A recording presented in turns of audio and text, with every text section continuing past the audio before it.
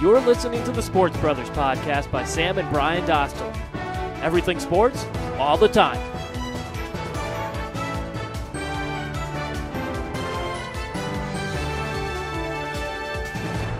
Cause I knew you were trouble when you walked in.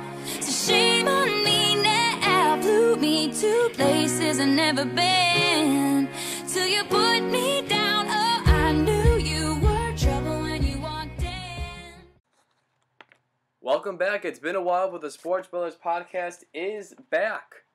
I'm Brian Dostler, and Sam, he will not be here. He's at our grandmother's house right now, having pasta and visiting her. I was there yesterday, and I'm going to one of my friend's beach houses, Joey Catanzaro. Us and a bunch of other friends are going up there in just a little, actually about 40 minutes. So this might be a shortened podcast. I mean, not that I can go for, well, I can't go for an hour, but not today. I only got overall three things to talk about here.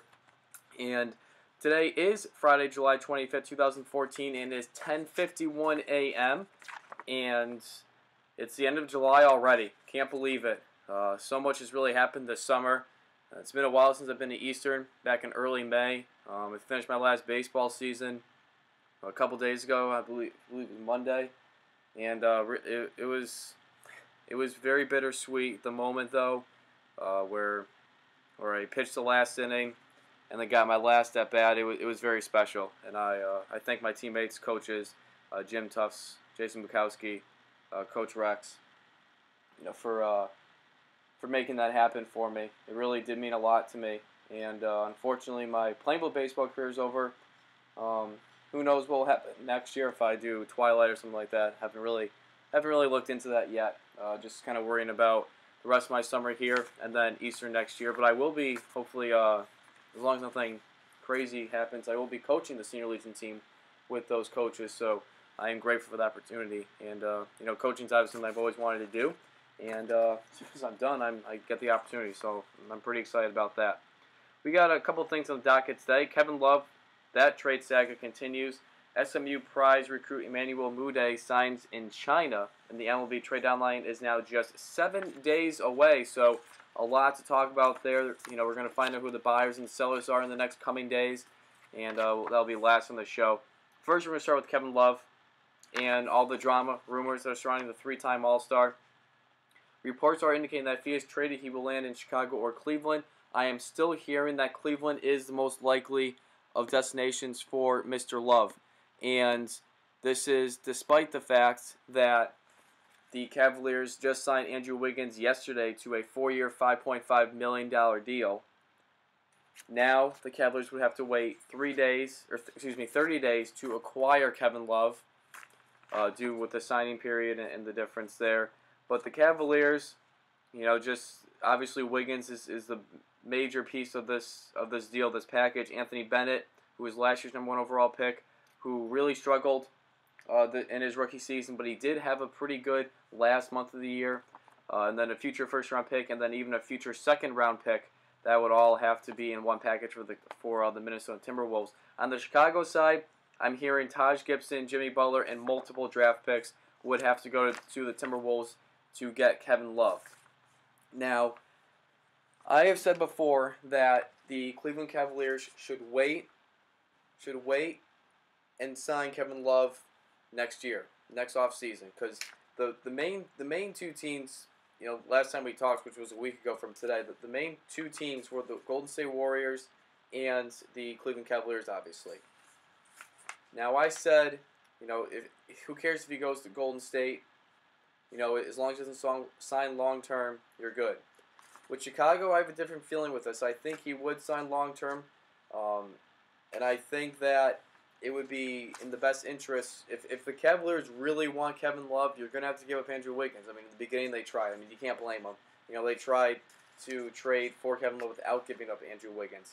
But it looks like, more and more, because it really does seem like the Bulls are coming out harder on Kevin Love than the Warriors were, because the organization was so split on trading Klay Thompson.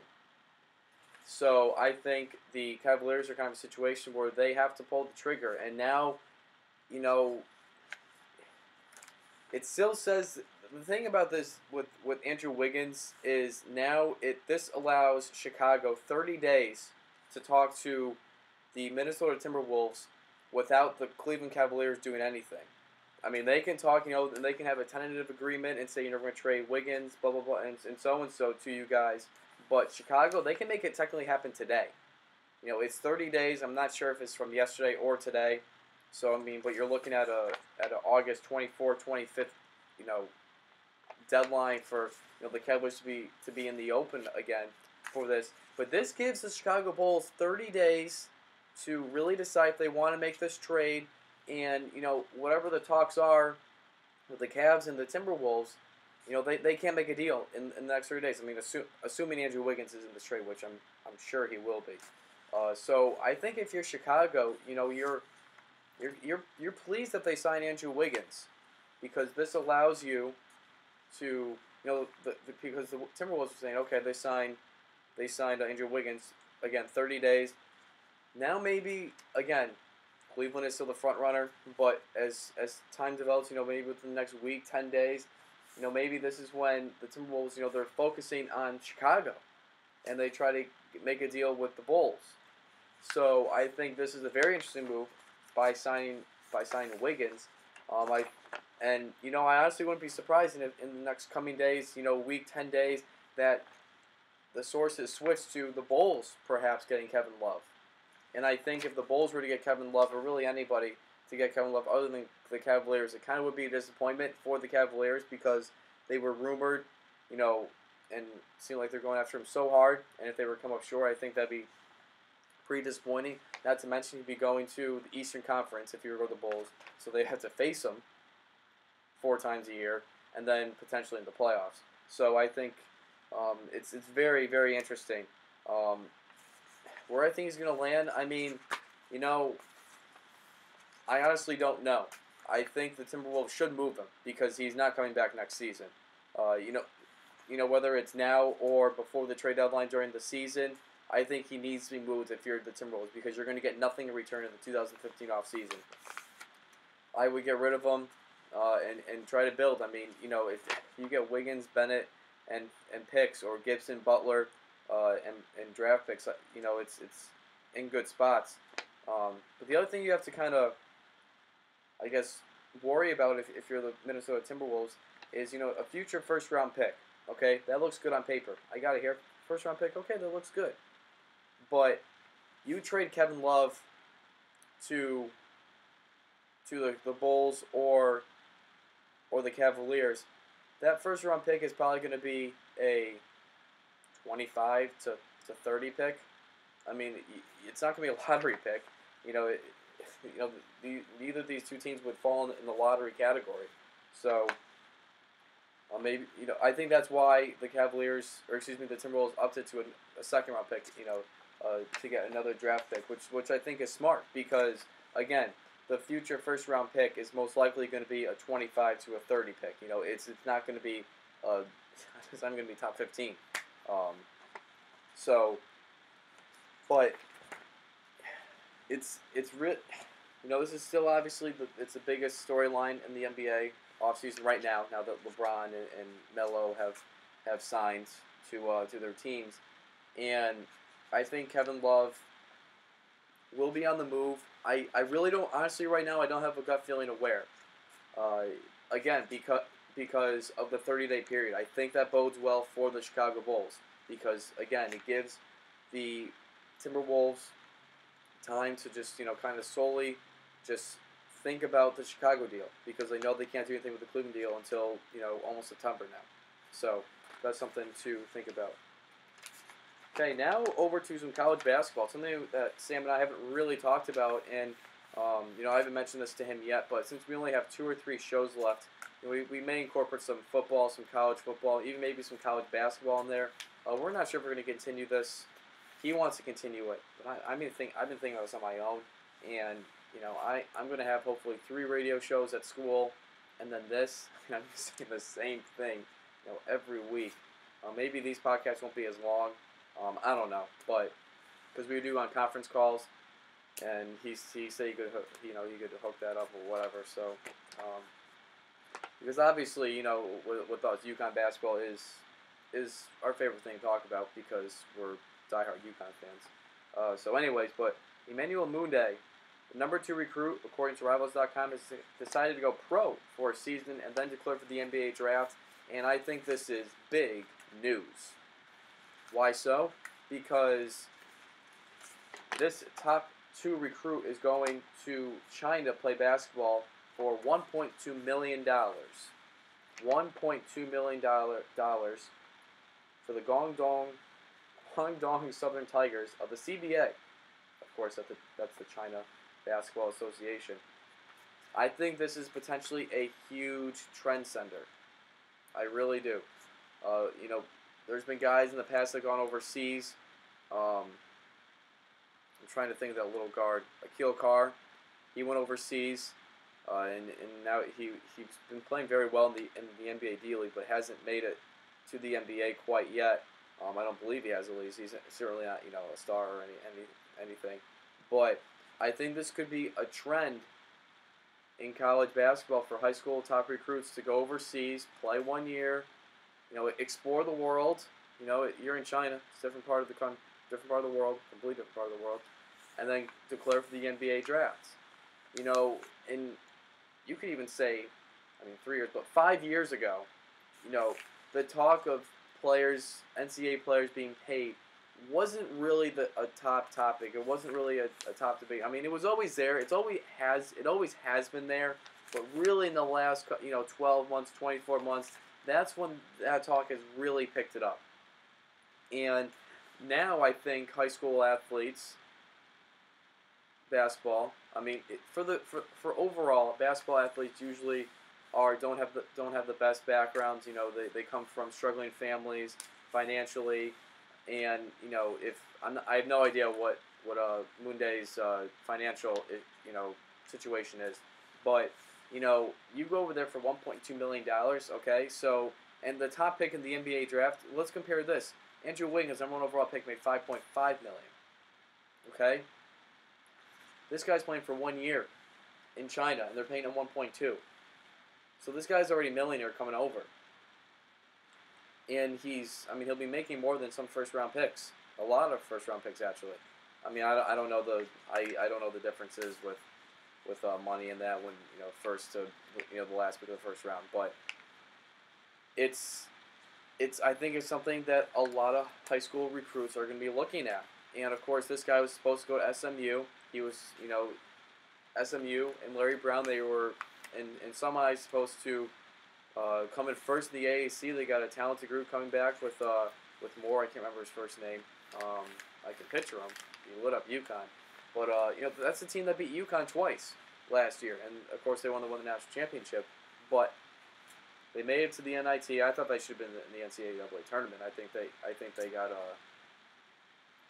I think they got screwed there. But this is a team definitely on the rise. Certainly, most definitely, especially in the AAC, which isn't top heavy at all. It's really SMU, UConn, Cincinnati, and Memphis, and then it's kind of everybody else. So, but anyways, back to my point. I think you're going to see recruits go over. You can look at it. You can look at it in two ways. You can say stay in the States and play in the most competitive amateur. Actually, they don't want to hear that word. And play college basketball. If you go to a top tier school, if you go to Kansas, you're going to be playing Kansas. You're going to be playing at Texas. You're going to be playing all these big places. You go to North Carolina, you're playing Duke. You go all these big time places to play at, which is which I think is one of the best parts of college basketball, the atmosphere and everything. I've had many discussions with Patrick Murphy on that and why I think about the NBA. But on the other side, if you go pro in overseas, like in China, you get the $1.2 billion. You get to explore, that part of the world. I'm sure, he's going to go to the Great Wall of China, and go to places around there. So, and he's getting paid, and I think this is really something that could be a trend sender. And now, how will the NCAA respond? I've had this discussion with with many people, and I think the best one was about 2-3 months ago with actually some of my friends that I'm going to the beach with today, and they were, and, I was talking, and it's really just impossible to make everyone happy when you pay collegiate athletes. I mean, because long story short, you can't, because again, this is after Shabazz with his food and money and stuff like that. So it's not fair to pay more money or less money to Shabazz Napier than like a women's field hockey recruit, or excuse me, a field hockey player, the captain of the field hockey team, who, by the way, they won the NCAA championship in their sport. So it's obviously Shabazz gets much more publicity and everything like that, but you have to even it out. We were getting into even that it depends how much the school, the enrollment, and how much it is for tuition each year, and the geography, the location of the school, and everything, like and the the conference they're in. I mean, it's a huge difference. I mean, just say a top recruit decides to go to,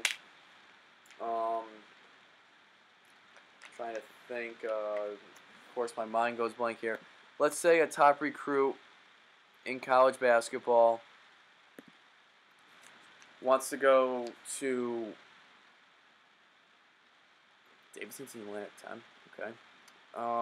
Let's say they want to go to Eastern Washington. Okay, just throwing out there. Just say the number 3 recruit wants to go to Eastern Washington, and it doesn't, it's on the same type of, they're in the Big Sky Conference, and it wouldn't pay as much. I mean, so you wouldn't see necessarily, kids going to those schools like that. You'll see, I think you might. It's just a whole. It's just a whole big mess. It really is. That was my best part of the argument there. I'm not gonna lie. I'll say it. But I have had very good discussions with this. Got on a roll with this discussion, and I think it's still impossible to pay NCAA athletes. But this, if this does start as a trendsetter, I think they need to do something because obviously college basketball is my favorite sport to watch on TV and to go to. I live and die for it every single November to March, April.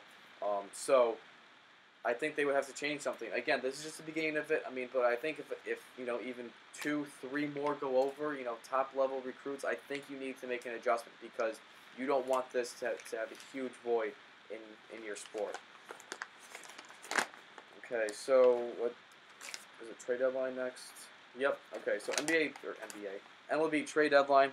So I mentioned at the top of the show is just 7 days away, and some of the trades have already happened. Of course, Jeff Samardzija and Jason Hamble, their trade from the Chicago Cubs to the Oakland A's. Just a few days ago, the Rangers, they traded closer Joakim Soria to the Tigers for 2 pitching prospects. Soria, 17 saves, 2.70 ERA. He did make his Tigers debut earlier this week. He blew a 1-0 lead in the 13th inning. His second blown save of the season. The Tigers want to lose that game. The reason why they brought in Sora is because of Joe Nathan. Joe Nathan, who of course was so good in the many years in Minnesota, and he had a good year last year with the Rangers. This year he does have 20 saves, but he has 5 blown saves with a 5.89 ERA. Those aren't good numbers. Not at all. So, and his latest fiasco last week, I think it was last Saturday now, yeah. Carlos Santana bases clearing double in the top of the 9th inning in a 1-1 tie to give the Indians a sweep of a doubleheader.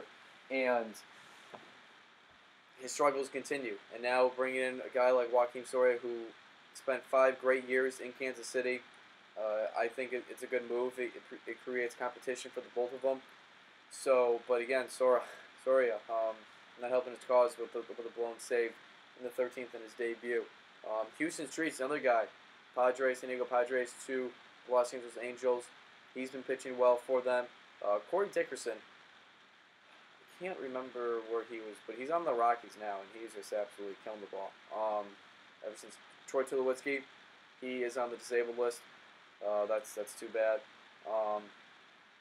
But I do like the Joaquin Soria pickup for the Tigers. Obviously, the Rangers, they're going nowhere this year.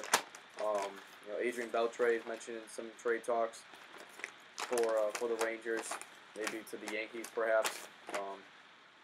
And the Padres, they traded third baseman Chase Heatley to the New York Yankees for Solarte, Yangervis Solarte, and a minor league player. Headley, he got there in the second inning in a game this past Tuesday, and then later hit a walk-off base hit versus the Rangers for a 2-1 victory. I mean, that's pretty cool. Obviously, the Red Sox fan don't want that to happen, but that's pretty cool. And then the two big questions that are going to be leading up to the next 7 days is, will the Red Sox trade John Lester, and will Tampa Bay Rays trade David Price? Arguably the two best left-handers in the American League. You can definitely say that. You can say top three. I think Kershaw, obviously the Dodgers, is better than both of them. But right now the Red Sox, it's as soon as they got back in it, they've really fallen back out. They're 9.5 out of the AL East, 6.5 out of the wild card. Luckily the Seattle keeps losing, but anyways, but with John Lester and the Red Sox, Lester in the offseason last year said he would take a hometown discount. He wants to stay in Boston, and the Red Sox embarrassed him by offering him a 4-year, $70 million deal. Okay, and he rejected that. And contract talks are going to hold off until during the offseason, after the season's over. I mean, assuming he is in Boston still. I don't think they're going to trade him. I still, my brother Sam doesn't think this. I still think John Lester's going to re-sign with the Red Sox, because I think, I think he's going to test the market. I think it's going to be a very stressful signing period for Red Sox fans and the ownership and the organization as a whole. But I just think his heart is in Boston. But this is, the Red Sox, their philosophy with guys over 30, that's when they start trending down. They've let guys go in the past. They let Johnny Damon go. They let Jacoby Ellsbury go, to name a few. And Lester is getting to that point now.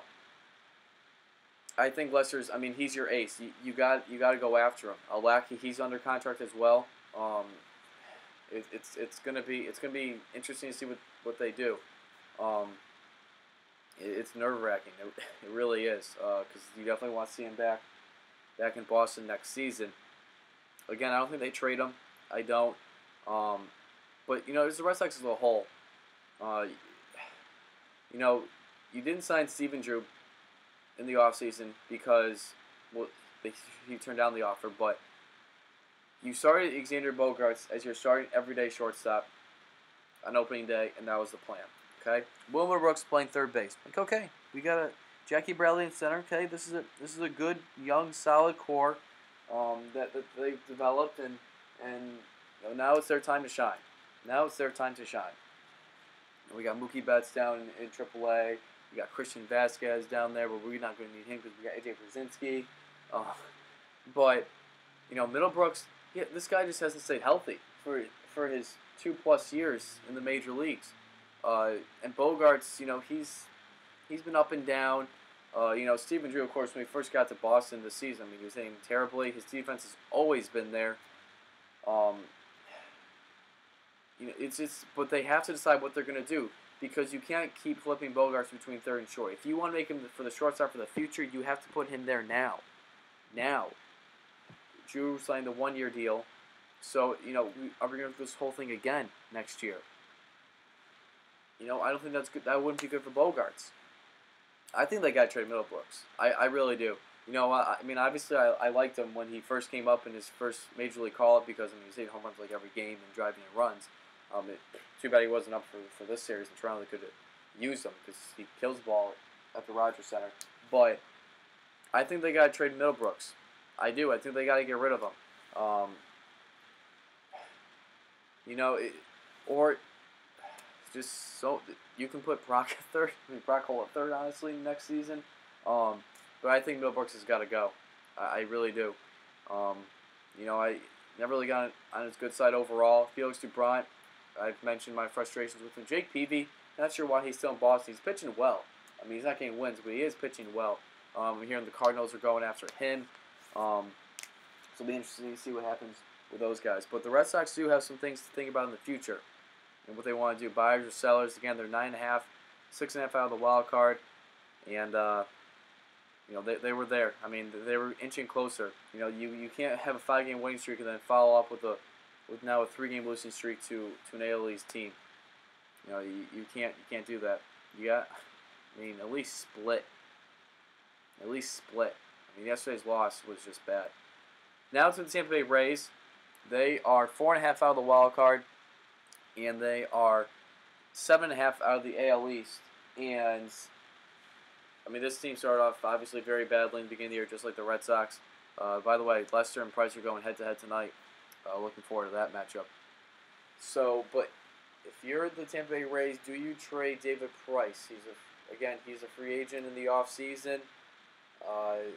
Here the Dodgers want him. Just imagine that pitching. Wow. But if you're the Tampa Bay Rays, do you want to give him up? Do you want to try to sign him long term? They haven't really done that with these guys. I mean, a lot of guys have walked away from the Tampa Bay Rays.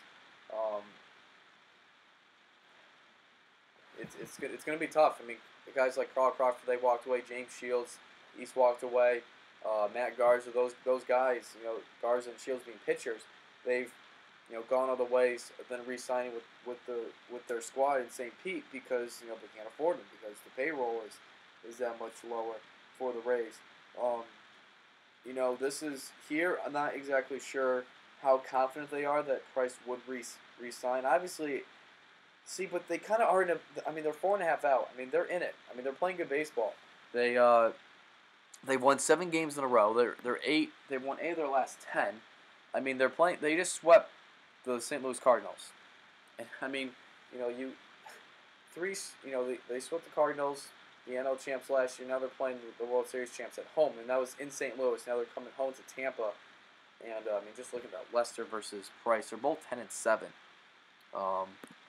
See what Price's ERA is, 3.06.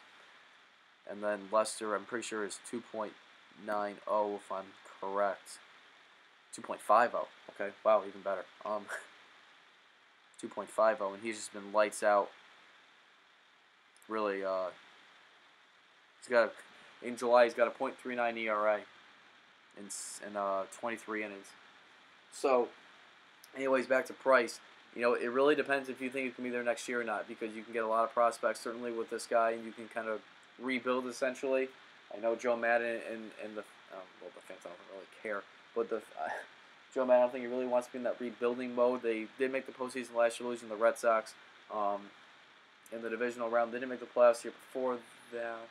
Yes, they did. I don't know, but David Price, I think it's tough. I mean, this is why I'm not a GM. This is why I just want to talk about them, guys. I don't want to be the one making the decisions. I mean, just to sit there. I mean, just think it theoretically. I mean, you have the will. I mean, you have the power. If you're a GM, you have the power, to trade John Lester, to trade David Price. I mean, you have some guts to do that kind of stuff. I mean, let me tell you. So, anyways, but it'll be interesting to see where these guys go, where they end up in the coming seven days. And we're going to see who are the buyers and sellers. I mean, it really depends, with the Red Sox. If say they sweep the Rays and then they got the Yankees, and man, so much can happen in 7 days. I mean, who knows? What if they're 4.5, out in 7 days from now on Friday? Again, this is why I just talk about it, folks. I don't really actually want to pull the trigger on you or even anything like that. All right, well, that's going to conclude today's podcast. Thank you for listening to the Sports Brothers Podcast. You can listen to our current shows, past shows off our website, thesportsbrothersblog.wordpress.com, or you can listen to them off our Twitter page at @SportBrothers. And actually, before we leave, there was a gentleman on Twitter. I'm not sure who it was, but he did say that he thinks that Lester will end up in Dodger blue. So thank you for for tweeting back at us. So, if he ends up in Dodgers, it's be another Red Sox player, the Dodgers. God. Just hand him a World Series, why don't we? I mean, honestly. So, anyways, thank you for listening to today's podcast, and I am off to the beach. So, have a good day, everybody.